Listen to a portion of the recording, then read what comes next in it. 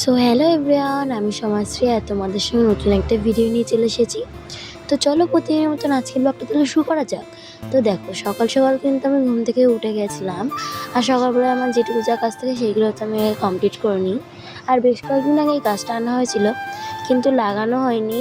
আর আমি ঘরে রেখে দিয়েছিলাম, ঘরের মধ্যেই ফুল হয়েছিল। আর সেই জন্য আজকে ভেবেছিলাম গাছটাকে লাগিয়ে দিই।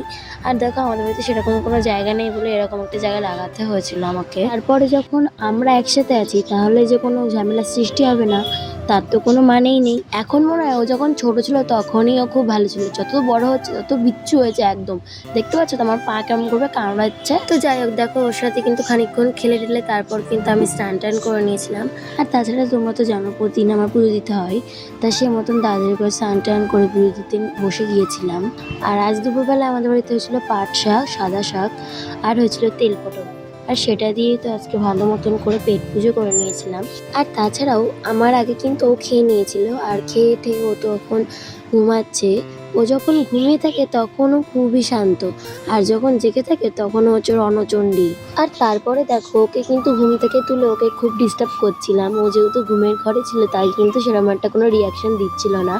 আর তারপর দেখো সন্ধ্যাবেলায় আমরা হঠাৎ করে প্ল্যানিং করলাম যে বিরিয়ানি খাবো। আর সেই মতন কিন্তু আমাদের বাজার থেকে বিরিয়ানিটা আনা হয়েছিল, তাও চিকেন বিরিয়ানি।